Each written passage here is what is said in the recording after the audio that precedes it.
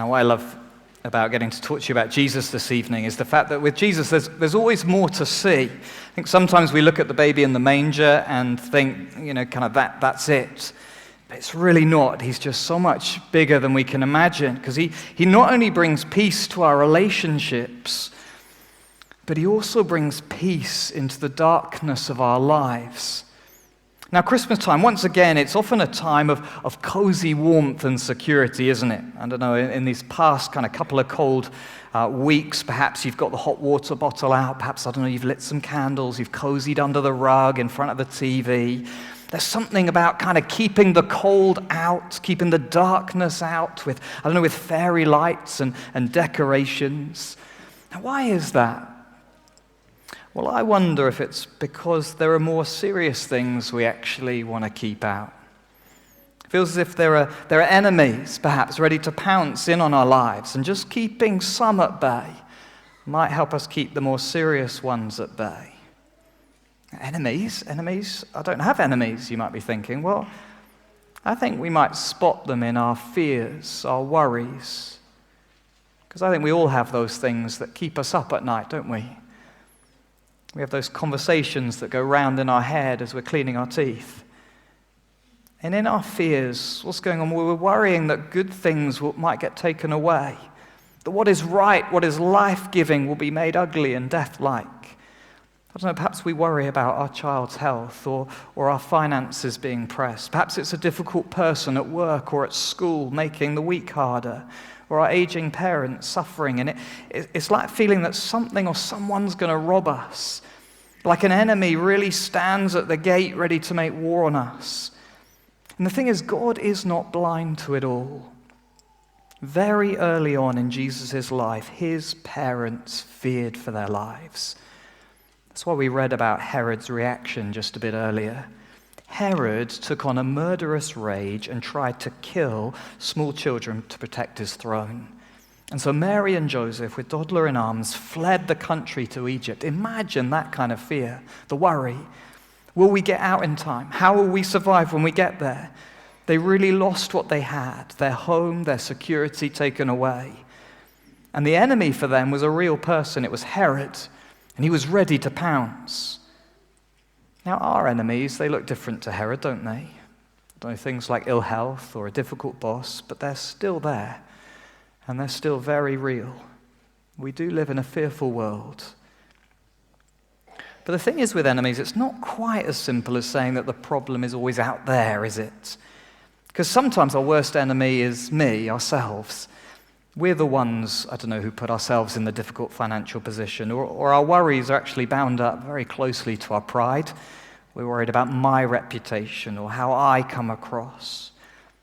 And actually, sometimes we're the worst enemy of those closest to us. Without realizing it, actually, we're the ones who are bringing fears to others. We're the ones who are living recklessly, or we're the ones with the anger problem, giving a loved one the cold shoulder, or losing our temper with our child. And it all comes out at Christmas, doesn't it? The enemy, in whatever form, it lurks ready to ruin our Christmas. We live in a fearful world.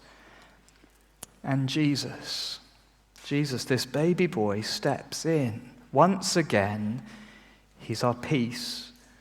Now listen again to the words of Micah. You can turn back to page 4 if you want. But just near the end, Micah says this.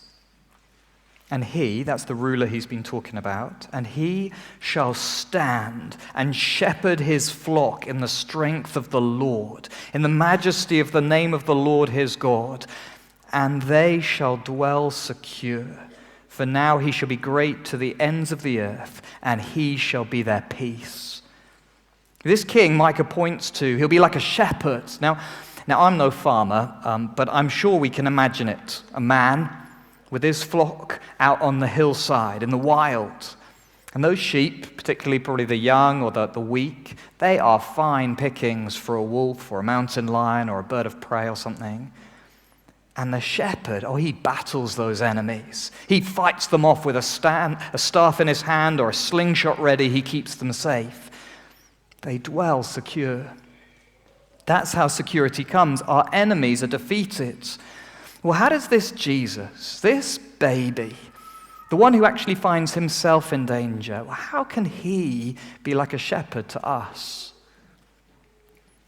Well, it's because of what he came to do. This baby who was laid in a wooden manger, 30 years later was laid on a wooden cross. He entered our world. He experienced our world. He experienced our enemies and fears, but he didn't come just to experience them, but to defeat them.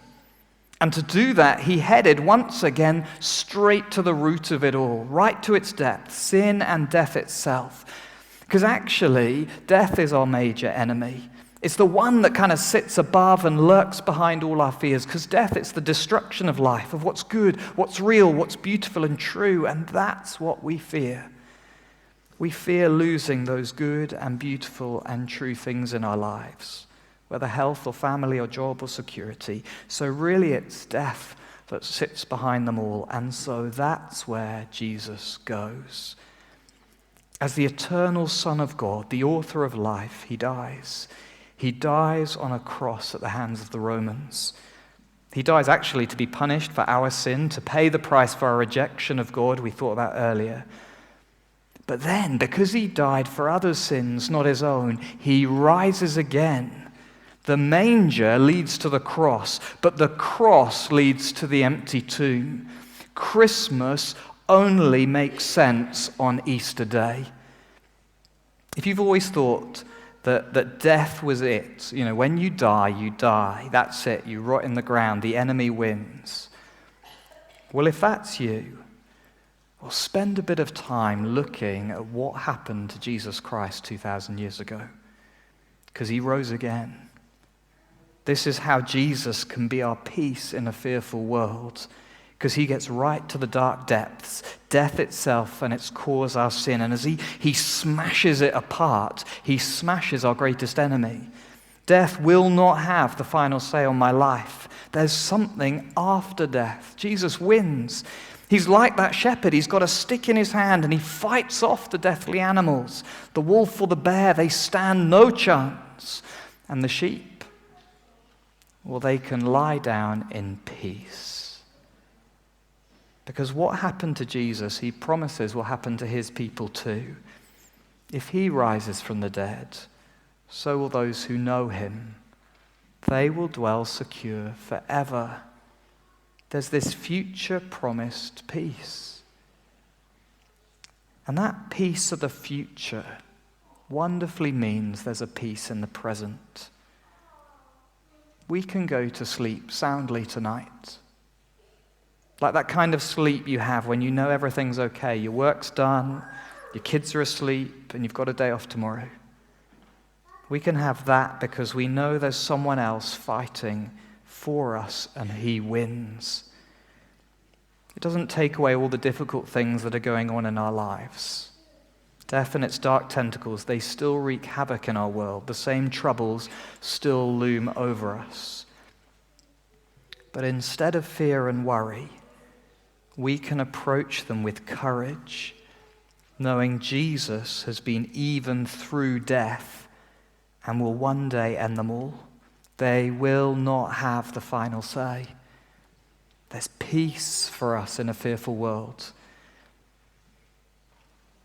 So this evening, if life's fractures and life's fears just seem to be crowding in on you this Christmas, if you know Christmas celebrations won't deal with the problems deep down, yes, they're going to bring great joy and goodness and beauty, but you know they can't undo that strife or those worries. Please can I urge you this evening to come to Jesus Christ. He is the King Micah speaks of. He is the one who stands in the strength of the Lord. He is the one who is great. If you want to live with security, eternal security, if you want to find peace with God, peace with others, peace in yourself, more than that, if you want to come to know the God who came to be with us 2,000 years ago, come to Jesus, because he is our peace. Amen.